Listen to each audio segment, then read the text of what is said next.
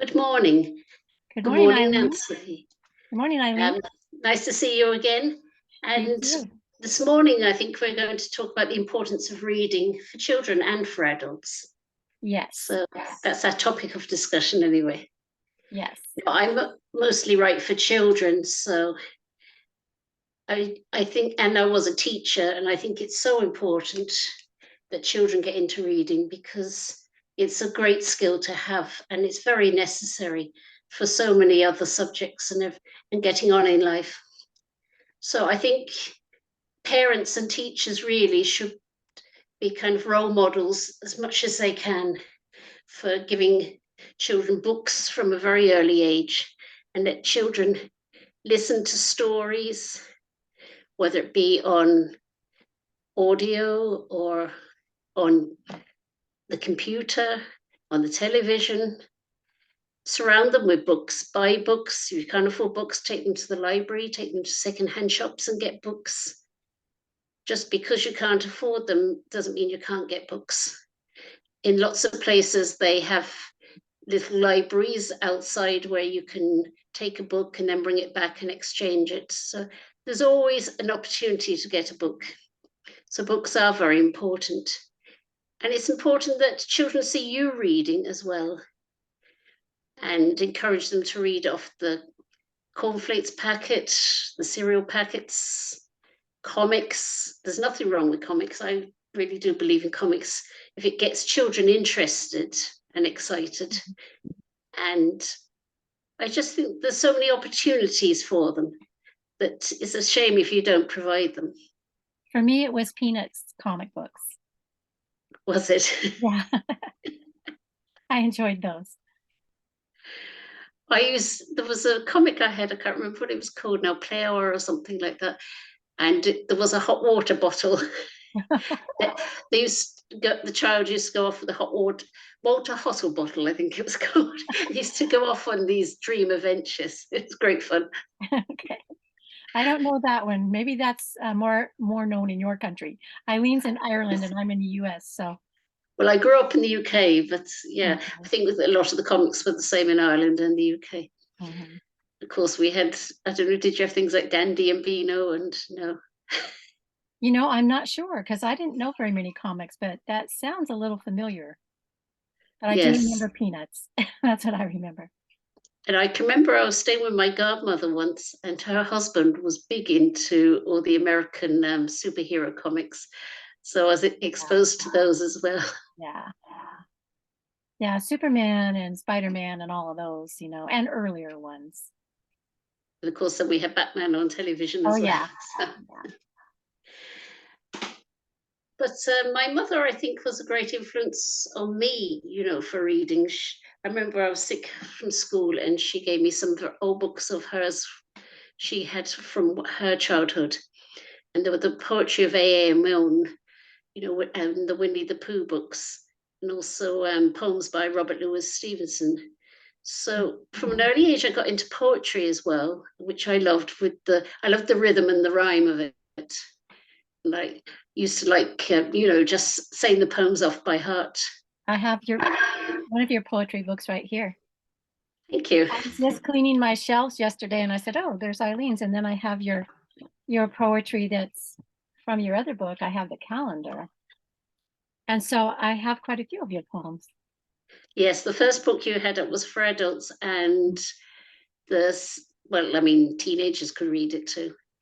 And the other one now was from a book all about flowers and trees growing in Ireland, native to Ireland. So that was a good, interesting project when my sister did the pictures as well. Yeah. So were you into books when you were a child? Not really. I was read to as a child. We had a lot of the well, we had the Childcraft series, and had a lot of fairy. I remember those. Yeah, my father was a very big reader, a very intellectual man. He's still alive at almost 94. But he provided us with that, and he also spent what was a lot of money back then to buy the World Book Encyclopedia. So in school, I read a lot in the World Book Encyclopedia, and as children, we were read to from the Childcraft books, and we learned all the old, you know, traditional fairy tales and other stories. I know we had other books around, like the little golden books, things like that. And I don't remember being read to a lot, but I know we were. But choosing reading on my own, I didn't do very much till later. And what were the books that you got into when you got into them later? Well, I think I was about 11. I think it was the summer before 6th grade. And apparently my teachers and my parents knew that I was a rather slow reader and maybe not comprehending well. For some reason, I wasn't reading really well or enjoying it, which was too bad. And my dad came home one day in the summer and provided me at the beginning of summer with Heidi, Little Women, and Bambi. And he said, I want you to read one a month for this summer. And each time you finish, I want you to come to me with an oral report, because he wanted to know, I'm sure, if I could tell him what I read.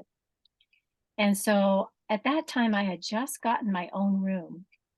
And I would go to my room because my dad gave me this assignment, and I didn't say no to my dad, so I did it. And I don't remember which one I read first. It might have been Bambi, but I remember just sitting on my bed sobbing over that story. And it just affected me so greatly. And then I read Heidi, and of course, I mean, that is a big adventure when you go with Heidi.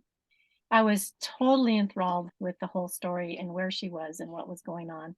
And Little Women too, but I remember less about Little Women. And I ran across that on my shelf the other day. I think I might read it again. But those books kind of opened up the whole world to me. And I didn't know that you could travel places like that by reading. You just put yourself there. And I didn't know that I could feel so much emotion by reading. And so it made me want to read more. And then I got into Nancy Drew. Yes. And some others, but Nancy Drew, I remember. Like I never actually read Bambi, but I remember the cartoon, and it's very sad. And Heidi, I just loved Heidi. I wanted to be Heidi. Yes. I had this affinity. Now I think I just wanted to be up the mountains. It was the same as like when I saw The Sound of Music and I saw them running up the hills. Yes, me too. And I still haven't been to Switzerland, so I must go one day. And Little Women. Now my mother had the book, but it was I think it was Katharine Hepburn's film. Sorry. That's okay. And she had a book. I think it was kind of bits of the book, the real book, with the pictures from the film. So I read that, and later on I read the full book. So I loved Little Women. I'd say that's probably one of my favorite books even today. Yeah, some of those, I kept all of those, but when we moved 11 years ago, this is a much smaller house, and we didn't have as much room to put all our books out. And I think Heidi and Bambi and some of those others, the Nancy Drew, are still in a box that never got unpacked. Somehow Little Women got in here because it's over there. So I thought yesterday, well, I'll read it again. But I remember one time I was in the school library and I just found The Lion, the Witch and the Wardrobe by C.S. Lewis. Well, I just got lost in that, and then I had to read the whole series, and I thoroughly enjoyed that. And I passed that love on to my own children, especially my oldest boy really enjoyed them. But yeah, sorry, carry on. Oh no, I was going to say, the more I read, the more I wanted to read, because the world kind of opened up to me. And the more I read, the better I got at it. It's like anything else you practice. I did have, in school, I wasn't a good speller and my vocabulary wasn't very big. So in reading, I've learned a lot more words because a lot of times I keep a dictionary next to me. There's one author I read that I'm like, how does he know these words? So I have to look up his words. But it's helped me, through the years, through high school and everything, to spell better, to read better, the more that I read just by practice. And so I think, when a child is reading and they get that skill early, my daughter had that skill very early. One of my sons did not. And she really excelled in school because her reading ability was so high. Like you said, it affected everything else she was able to do. And anything we do as an adult, we have to read papers. We have so much reading we have to do just to do our work, and to exist in this world. So reading is important that way. The thing I found out about reading is, aside from the fact that you can read to learn, I mean, you can choose a book, a how-to book to learn how to do something. You can choose some other type of book to learn. You can choose a book just for the pure enjoyment, like something like Heidi, that, a novel that this just takes you somewhere and, get attached to these characters. I've been attached to many characters in books, and they live on the shelves over here because these are all my very special books over here. And, I want to go back and see them sometimes. So for an adult, there's so many purposes in reading to manage in the world, but just for enjoyment too. I know as a crocheter and knitter, sometimes other crocheter and knitters, we talk about taking our craft with us when we wait at the doctor's office, or we go here, we go there. Well, the same for books. I mean, if you're stuck somewhere waiting, you can pull out a book that you carry with you, or if you have it on a tablet or whatever, and you can read, to pass the time. It can always go with you, is the thing. That's it. And it's so much easier these days with Kindles and everything else, as you say. Yeah. And I don't know, it's something relaxing. Like here in North Dakota, where I live, when the weather is very severe, most people stay indoors. And so if you're a reader, you have lots to do and many places to go, or lots to learn, because you have books all around you.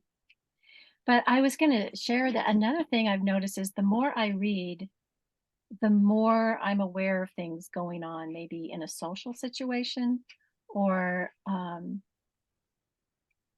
just in any situation where someone might be talking about something. I'm like, oh, I read that recently, or I read that in a book. I remember that. So like in a social situation, it also gives you conversation, because if you know uh, the job career of a person or hobbies they like, you might be able to talk about that with them more because you've read those things. If you're a wide reader, I mean, there's so many subjects. If you read wide, you can learn bits and pieces, if not fully, about many things. And I've had that happen several times recently, where somebody mentioned something. I'm like, oh yeah, I know, I read about that. And so it makes you more aware. I mean, like That's reading a why newspaper. I think it's very important for children, because once they get over the mechanics of learning to actually read by phonics or whole word or whatever way they learn, it was usually a combination of a few things. They begin to look for context. Maybe even if they come across a word they don't know, they might try to sound it out or use the context of the sentence, and even may guess at the word. But at least they're trying, and they're developing a sense of comprehension. So comprehension is so important. I mean, if children are slow readers, sometimes it's very hard for them because they're breaking down words and they don't have time to kind of understand what they're reading, because they're so busy trying to break down the words.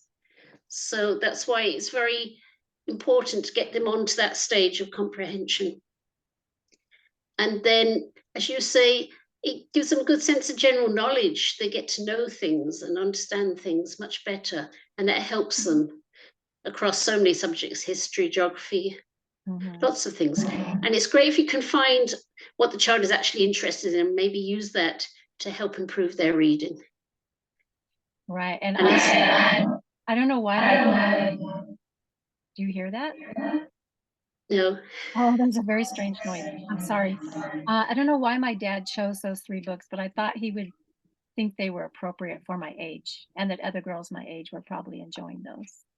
Yes. So, and he was right. He did me a big favor by choosing. And I don't know, we had to do set books in school. I bet you did too. And some you remember with horror, and others just say, like, well, if I hadn't been introduced to that book, I wouldn't realize what a beautiful book it is. Right. And it's good to read things that you do find hard to read, because it gets you into different genres and different ways of writing as well. So it's no harm to kind of push yourself a small bit, I think, and try and stretch yourself, as you say, with the vocabulary as well. I can remember a book that we did at school. I was about 14, 15. I think it was Venture into the Interior or something. It was all about a journey up Mount Kilimanjaro in Kenya. And there was lots of big words in it, and our teacher made us look up every word we didn't know, and that really did stretch my vocabulary. That's a lot. Well, it's true because I've kind of widened my horizon on what type of books I'll read through the years. And, I enjoy some more than others. But if you can push yourself through some of those books you don't enjoy as much, you'll still learn things that you'll find useful or just, exercise your brain with that type That's of it. book. And sometimes you actually get to like them. You might get to the middle of the book and say, yeah, this is actually quite good. Yes. Now, poetry, I was not exposed to very much. I remember writing poems as a teenager, just expression. But when I bought your book and read through some of those, I'm like, wow, I really relate to a lot of these. I could relate to the poetry the way it was written, and that was sort of new for me because I haven't read a lot of poetry. So I have to thank you for that. I broadened my Thank you. horizons by reading your poetry. Thank you. So, And normally, would you read more fiction or factual books? I think I'm 50-50. I find myself reading a lot of nonfiction, but at the same time, a fictional book. I often will read two together because on one day I might feel like reading that nonfiction and soaking up that information or whatever story or lesson it is. And on another day, I just want pure fun, you know, just to go somewhere else. I'm reading a Mae Binchy book right now. Those are I love all Maeve Ireland. Binchy. Uh-huh. And so, they're set in Ireland. And so I've read some of her before and I'm reading her right now. And I'm reading some other nonfiction specifically for authors. And of Yes, course, when we read as authors, I know it helps me reading other authors to learn from their writing, learn from the kinds of things they're thinking. It opens your mind. But I don't know if this has happened to you, but I will be reading and go, wow, ooh, that sentence was really good. I like that. yeah. And it kind of like sparks something in you to go work on your own writing. And so it's learning just to read other authors. Because some writing that you can say, well, that's nearly poetry. It's just so beautifully written. That's And true. the language itself kind of just flows over you. Sometimes I often like to just go back and read it because the language is so gorgeous. hmm There's a lot out there to choose from. So I don't know how a person could say there's just nothing to read. But if you're not used to reading or haven't been experienced in reading or had people or not been exposed to a lot of reading, it might be harder for a person to find what they like or what they want to read. There are a lot of genres out there. I do like your books now, where the ones where you can just dip in, cut just into small bits, and you can maybe read one piece a night, just to give you hope or some idea to think upon. So I like that in your books. Oh, thank you. And the first short stories, I wasn't thinking about that. They're a little bit longer, but later I heard a lot of people say they just like something short. And so some of my books came about that way. So they would have something just short that they could digest, one a day, or if they want to read the whole book in a day, they could, or a day or two. But some people really prefer shorter books or just shorter readings. And if that's what it takes for them to read, that's fine. There are some that are very long and you have to really commit to reading that book. That's true. And then because you were writing those kind of books, and then you went into writing the old woman books, didn't you? So that was a change for you. That was a change for me. That is so far the only fiction I've written. But to my surprise, I have found a fan base to those books, people who are enjoying those, mostly women because it's about an old woman. But that was quite a surprise to me because I had never written fiction, but I just had this burning desire to write that story. And so a fourth book is going to come out later this year. That's my plan because actually it's being asked for. So I'm like, wow, I hit upon something that a certain group of people like. And so, of course, I want to write some more that they like. That's great. I look forward to that, because I suppose a lot of the time in real life, old women are overlooked, really. Hmm. They don't see past the young woman inside, you know? Right, right. And I have this experience with my granddaughter. She's 5, the little one, and she likes to be told stories as my daughter did. And so I just begin and I just make it up as I go. Well, she likes those the best, just like my daughter did. Just make up the story, Grandma. Yes. And so my daughter said to me recently, Mom, I don't know how you do that. I can't think up all that stuff. So it occurred to me that I maybe did have some imagination in me to write fiction. Maybe I could pull out more than I thought. So I'm trying.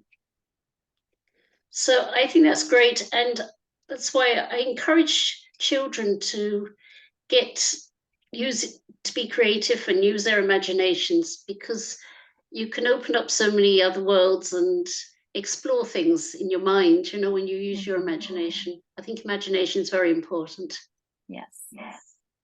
And I think reading helps spur the imagination further, for sure. And as you say, reading is so entertaining and you can do it anywhere. And for children and for adults, it can be an escape maybe from a bad situation, Hmm. or if you're in a bad place, and it can be very helpful sometimes. Just set yourself outside of that real world for a time, delve into a make believe world and enjoy that, you know? Yes, it's very important. I think our time is almost up that we have today. Do you have anything extra you want to add, Eileen? I'm just trying to think. I think everything fell on the floor that I was thinking about anyway, but um, I've enjoyed this conversation so much. I could keep on talking about it. I know the time goes by fast. I think that I know for myself, and I think for you too. We want to encourage people to read, no matter what they read. Yes, and They book can. clubs might be a good idea Mhm. for some people. Oh, that's a good It- idea. It's a good way of meeting people and having discussions Mm. and getting you reading as well. And the point you made early on about the library, I don't remember using the library as a child except at school, but that is the perfect place for people to go who can't afford books, or don't want to buy books and have them in their home. That's a perfect place to go and borrow a book and take it back. Well, we were sent off to the library every Saturday morning as a child. I remember doing That's that. nice. But I could spend hours in the library. That's nice. Well, I do hope that anybody listening out there will be encouraged to read whatever you read: poetry, nonfiction, fiction, romance, self help, how to make something, philosophy, whatever, whatever you enjoy. There's a lot out there to choose. So thank you, Eileen, again for Thank you, joining me. Nancy. And we will be back again probably in another quarter, few months. Please God, yes. Thank you. Okay. Talk to you later. Right, bye. Bye bye. Bye.